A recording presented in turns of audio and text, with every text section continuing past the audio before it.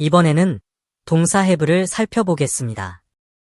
동작 동사 have를 대하면 우리말 가지다로 먼저 이해하게 됩니다. 그리고 have는 전치사 to와 결속시켜 마치 조동사인 듯 수용에 사용하고 have 자체가 하나의 구문 앞에 위치해서 화자의 견해사, 즉 조동사로 쓰이기도 하며 무엇보다 have는 완료형 구문을 만드는 문법 어휘쯤으로 이해하게 되는데요. 왜 그렇게 이해하고 사용해야만 하는지를 살펴보겠습니다.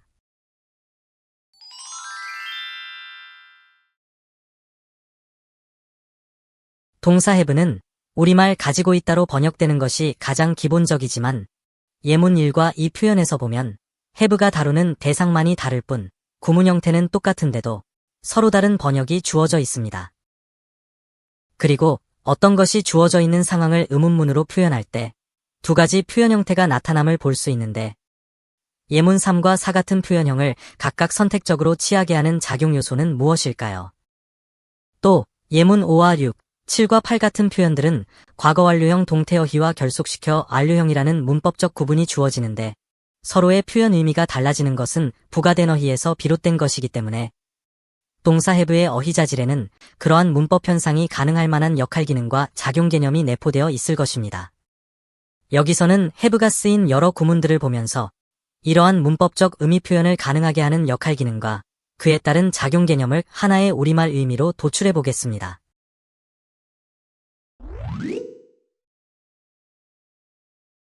본문 1은 가장 기초적인 소유 표현 구문으로 우리말 소유를 뜻하는 상황 표현에 have의 개념이 적용된 예라 할 수 있습니다.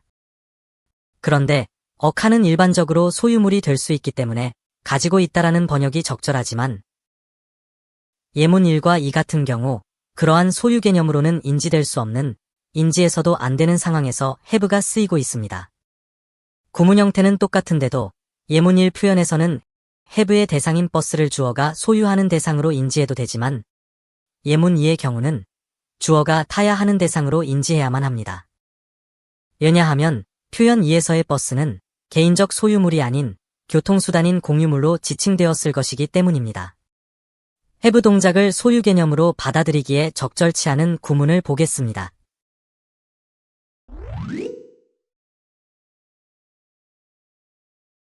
본문 이 표현에서는 have의 의미를 가지고 있다라는 소유 개념으로 받아들여 해석하면 t 안에 슈거의 존재 여부를 묻는 꼴이 되고 맙니다.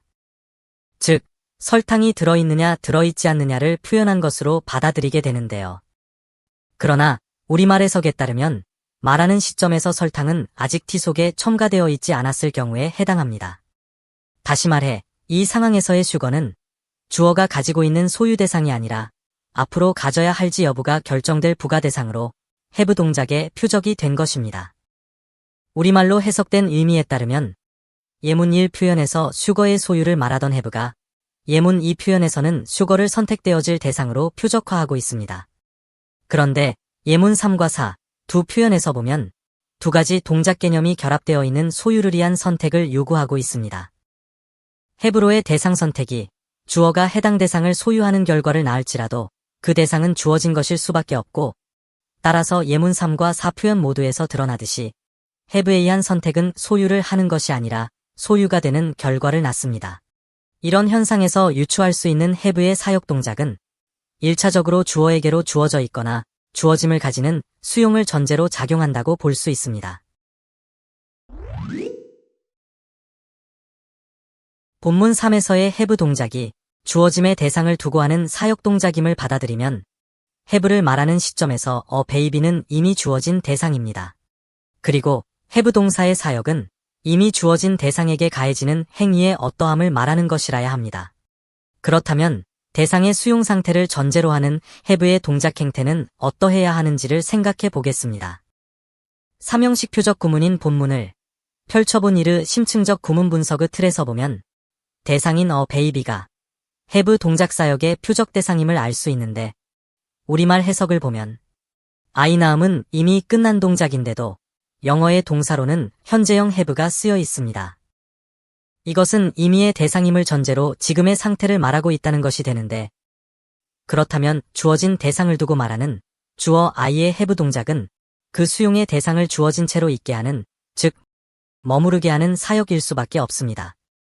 이와 같은 분석은 심층 구조상으로 동사를 반드시 목적 대상에게 동작을 끼치게 하는 사역성으로 타동사화하고 주절주어의 능동적 행위에 따른 피역 대상의 수동 피동적 처해짐과 그것이 처한 상황에 대한 부가서술이 영어 구문 형성의 기저현상임을 받아들이고 시도한 것으로서 이것은 다음과 같이 정리됩니다. 주어의 능동적 행위에 따른 의도 대상의 수동 피동화 현상이 영어 구문 형성의 심층 기반에 있고 주어 플러스 동사 플러스 대상 플러스 상황 구체화 형식으로 나열됩니다. 그런데 예문 2에서 보면 have의 대상 a hard time은 주어의 의지로 취한 것이 아니라 지금 갖고 있게 된 여건상의 것입니다. 다시 말해 have의 사역은 한 동작이 아니라 된 동작이게 하는 사역으로 보는 것이 상황에 잘 부합된다는 말입니다. 그녀가 힘든 시간을 만들어서 가진 것은 아닐 것입니다.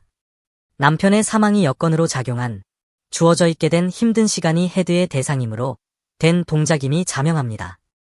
결국 have에 의한 사역은 주어짐, 즉 수용이 있어서 생겨나는 피동현상일 수밖에 없는데 이 표현에서의 a hard time을 보더라도 주어진 어느 한순간의 시간이 아니라 주어짐 이후에 지속된 주어 시의 삶 속에 머물러 있던 겪어낸 시간입니다.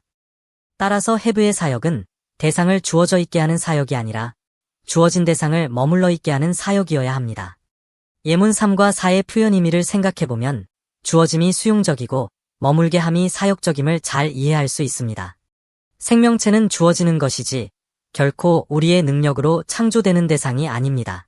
그래서 자식이나 형제는 주어지는 대상들이고 우리는 주어짐을 받아서 그들을 머물러 있게 하는 사역을 할 뿐입니다. 지금까지 도출한 주어져 머물러 있게 한다라는 사역 동작을 have 동사의 작용 개념으로 받아들이고 have가 보여주는 문법적 성향에서 개연성을 확인해 보겠습니다.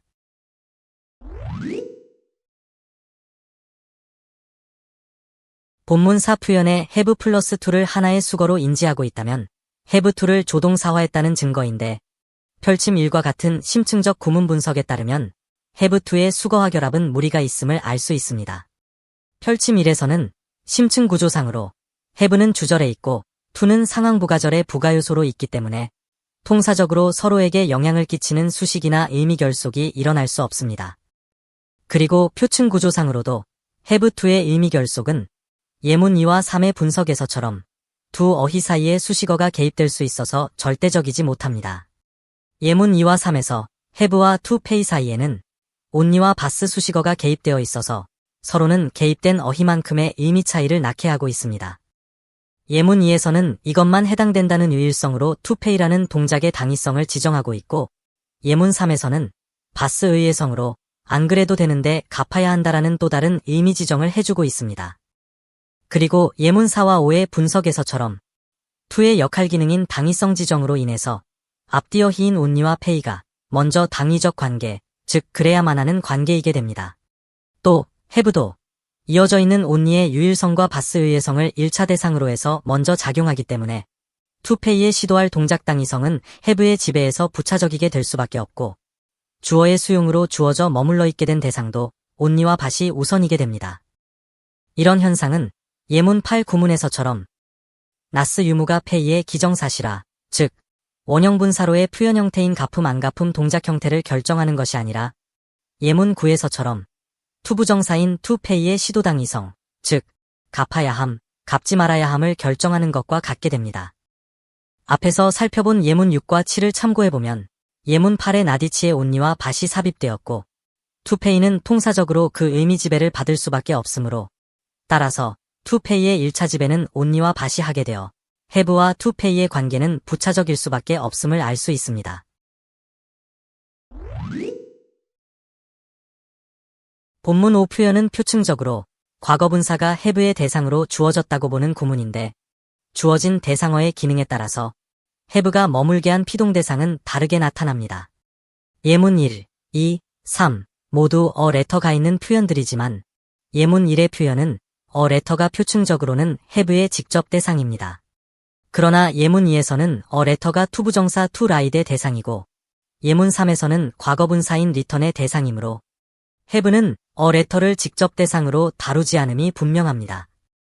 심층적 펼침 구조에 비춰보더라도 표층적으로 해부의 대상으로 주어진 이 어휘들의 의미는 상황부가부에서 표현되는 피동의 결과일 뿐입니다.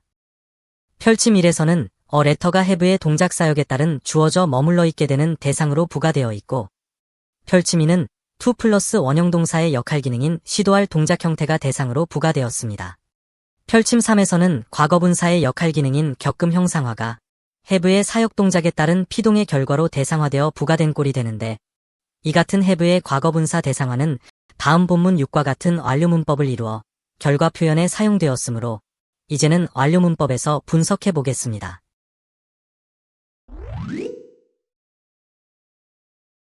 본문 6은 앞에서와 마찬가지인 have 플러스 pp 구문입니다.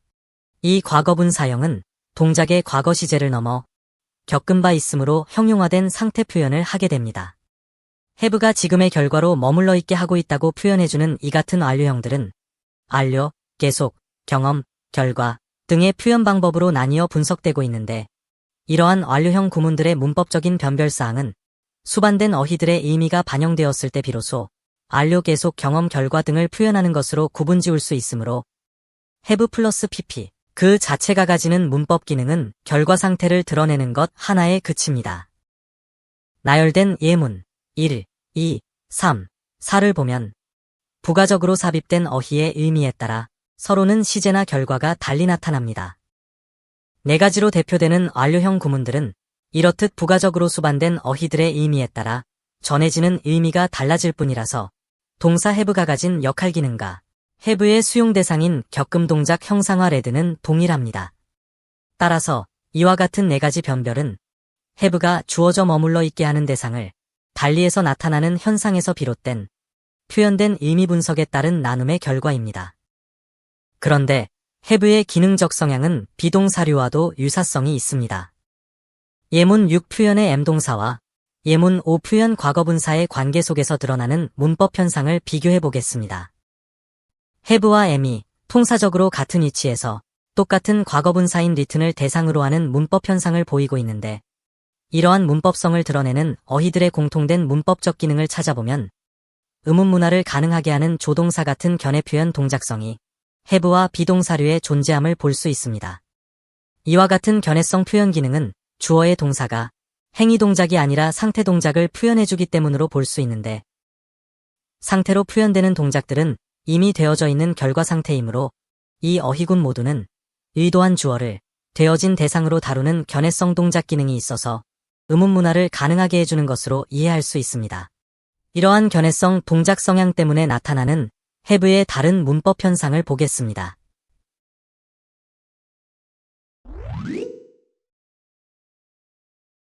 모든 의문문은 화자의 견해가 반영됩니다.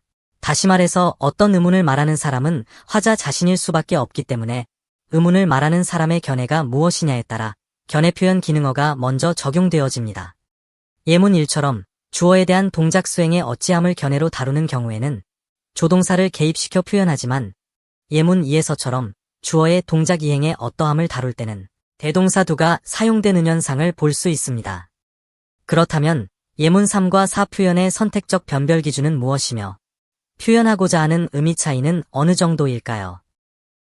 예문 3의 경우는 do가 have를 대신하는 것으로 다루어 이른바 대동사로 기능하면서 의문문을 이루고 있다고 보는 반면, 예문 4의 경우에는 의문문을 표현하는 또 하나의 방법으로 상태동사 have를 주어 앞으로 이동시켜 발화했을 것으로 보고 있습니다. 두 가지 표현 방법을 선택적으로 사용할 때 대화자 서로에게 이들을 변별적으로 분간하도록 작용하고 있는 요소는 무엇일까요?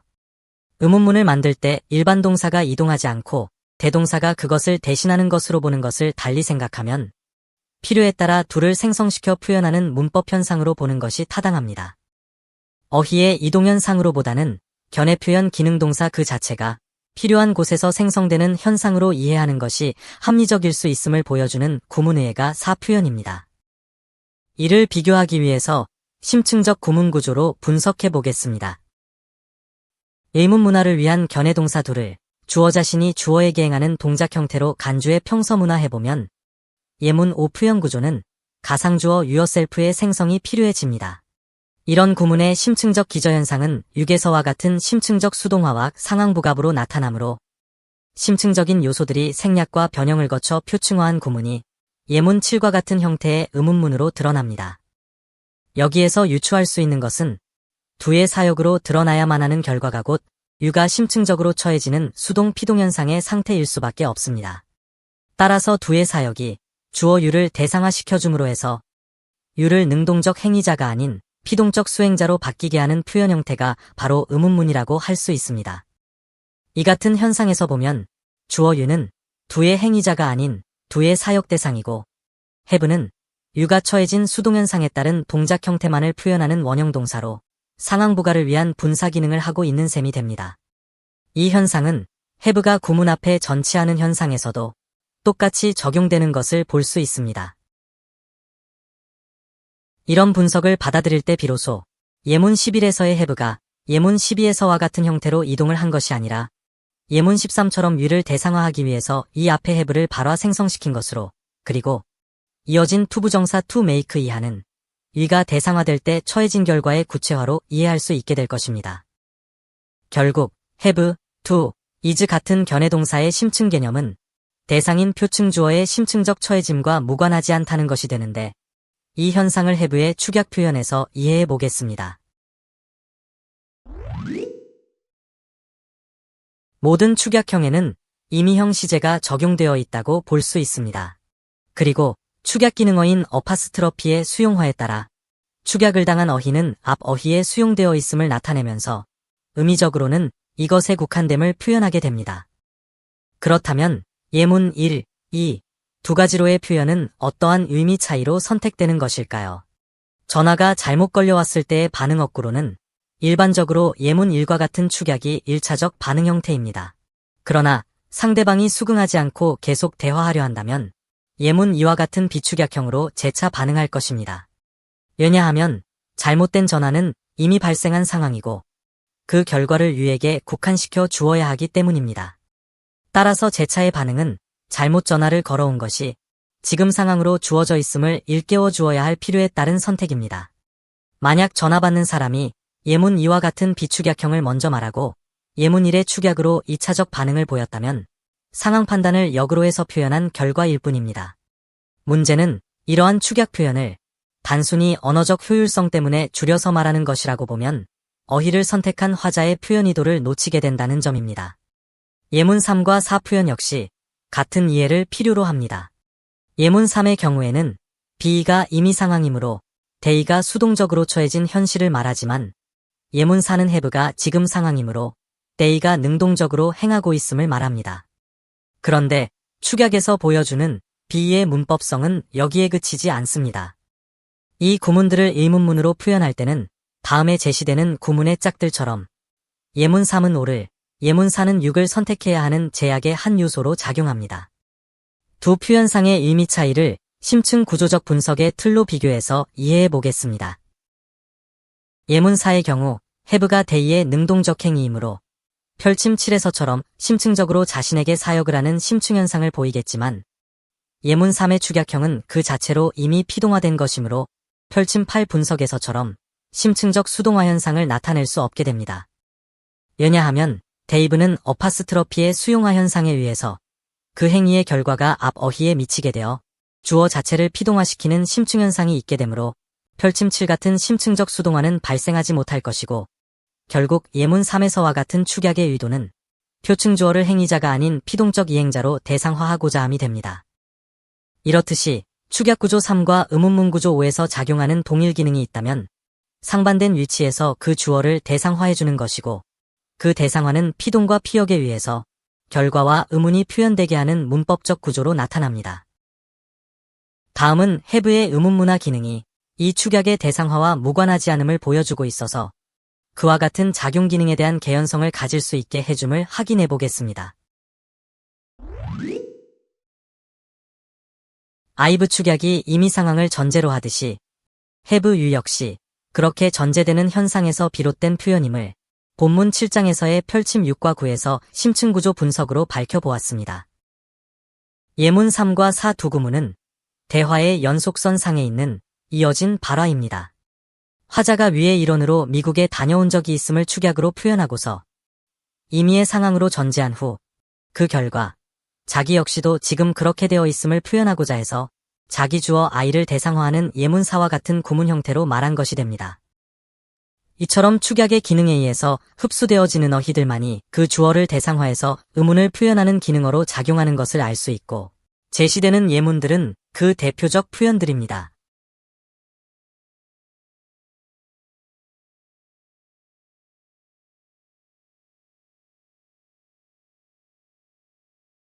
지금까지의 살펴봄에서 have 동사에 작용하고 있는 역할 기능과 그에 따른 작용 개념을 다음과 같이 정리할 수 있습니다. 첫째, have는 이미 수용된 대상임을 전제로 하는 지금의 상태 표현입니다. 둘째, have에 의한 사역 결과는 주어짐이 있어서 생겨나는 피동현상입니다. 셋째, have는 주어진 대상이 지금의 결과로 머물러 있음을 말합니다. 이제는 도출한 have의 역할 기능과 작용 개념으로 동사 have의 사용이 자유로워지시기 바랍니다. 구독을 눌러두시고 또 다른 어휘 분석도 놓치지 마세요. 이러한 문법 분석이 낯설거나 어려우시면 반복해보세요. 영어가 새롭게 다가올 것입니다. 자세히 보시려면 출판되어 있는 전자책과 종이책을 활용하세요. 물론 홈페이지에서는 무료로 보실 수 있습니다.